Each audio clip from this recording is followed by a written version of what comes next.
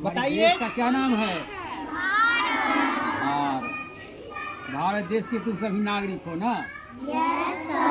तो देश की जो सार्थकता है तुम्ही लोगों के कार्यकलाप से या मूल्यांकन किया जाए। तो जैसे भारतीय इतिहास में जितने भी महापुरुषों का नाम आता है, उनके कार्यकलाप से, उनके त्याग और बलिदान से किसी भी देश का जो बुनियाद है वो निर्मित होता है। जैसे मकान के बुनियाद में ईंट को लोग नहीं देखता है, उपेक्षा करता है, वैसे ही महापुरुषों की जो कीर्ति है वो सदैव और अमर बना हुआ रहेगा। तो हमारे देश के राष्ट्रपिता कौन थे और हैं भी राष्ट्रपिता महात्मा गांधी। तो वे अर्धनग्न संत थे।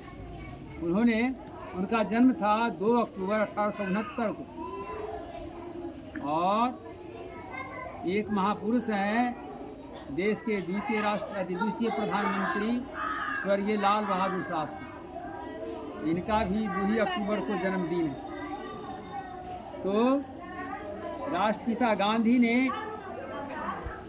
त्याग, अहिंसा और सत्य और अहिंसा के बल पर देश को स्वतंत्र किया।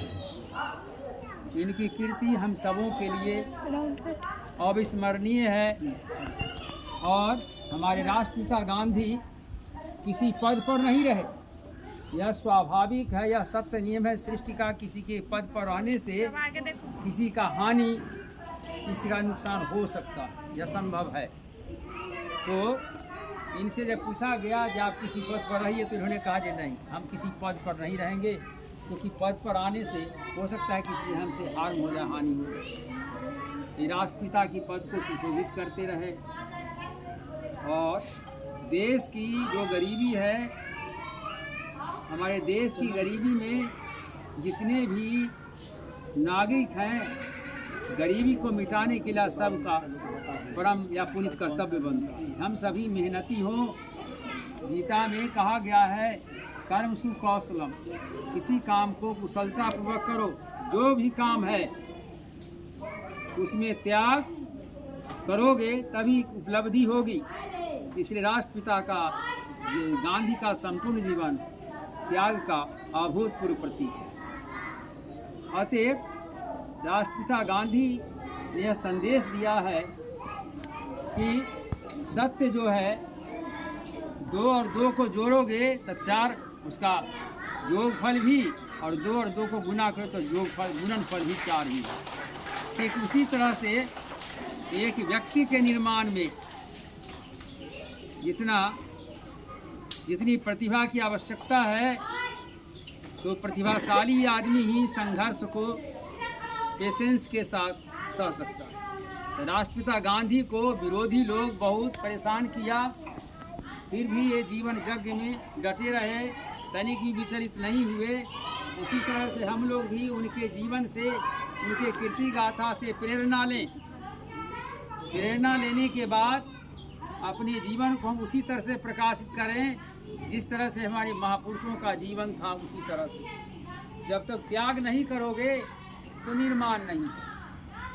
त्याग का मतलब हुआ कि तुम जो ही उपलब्धता है अपने वर्तमान जीवन में उतना का उपयोग करो और अपने उद्देश्य को जो है पक्का रखो। साधन जो भी हो, साधन कुछ न भी हो, तब भी एक देश के नागरिक होने के नाते अपने को एक स्वतंत्र और प्रतिभाशाली नागरिक बनाने के प्रयास में जुटे। तो इस तरह गांधी जी ने जितने भी कार्यकलाप जीवन के हैं, सफाई की बात हो या कोई काम की बात हो, स्वयं जुट जाते थे। अपना काम करने में तुम्हारी उन्नति होगी। अपना काम को कभी टालो नहीं, कल के लिए जो सामने काम आवे तत्क्षण उसी काम को करो, और काम से कभी जी नहीं चुराओ। तुम्हारे जीवन की सफलता अपने जीवन की समस्याओं से लड़ने और जूझने में है, और उसे परास्त नहीं हो, उसी को परास्त करो समस्या को। लेकिन अपनी प्रतिभा के बल पर, अपनी गुणवत्ता के बल पर, अपनी योग्यता के बल पर। क्योंकि हमारे देश में जितने भी महापुरुष लोग हुए हैं, सबों में दैवी प्रतिभा थी। मतलब कितना भी कोई तंग करे, विरोधी कितना भी तंग करे वह परास्त हो जाए, हार जाए, लेकिन तुम अपने कर्म क्षेत्र में जुटे रहो, तनिक भी लड़खड़ाओ नहीं। तो रणजीत सिंह का बेटा जोरावर सिंह और बराबर सिंह दोनों ने अपने देश को स्वतंत्र नहीं होने दिया और अपने सत्य के बल पर डटा रहा। अंग्रेजों ने उन्हें दीवार में बंद कर दिया ईंटा जुड़वा करके, लेकिन अपने धर्म को उसूल को नहीं छोड़ा। उसी तरह से तुम लोग भारतीय संस्कृति के बड़े पुत्र हो और तुम में जो प्रतिभा है, तुम प्रतिदिन भगवान सूर्य की जो अभ्यर्थना करते हो तो भगवान सूर्य ही प्राण डालते हैं और प्राण भी उन्हीं के रेज में चला जाता है यमलोक में। इसलिए तुम लोग बड़ा भाग्यशाली हो। इस देश की मिट्टी जो है वो सोने का निर्माण करती है, सपूत का निर्माण करती है, रत्न का निर्माण करती है। यह धरती माता रत्न गर्भा है। माता भूमि पुत्रो हम पृथिव्या, यह अथर्ववेद का ऋषि करता है। ये शरीर मिट्टी की बनी हुई है, चीती जल पावा गगन समी।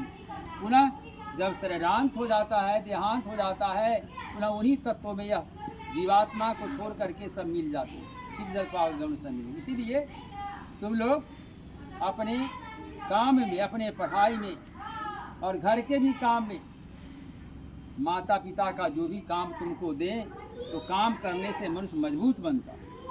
इसलिए काम करो, कभी भी माता पिता के आज्ञा या अवहेलना नहीं करो। हम सभी जो हैं वैसे महापुरुष की संतान हैं रामकृष्ण के। इन्होंने जब महाभारत की लड़ाई में जब कोई भी पांडव लोग लड़ना नहीं चाहते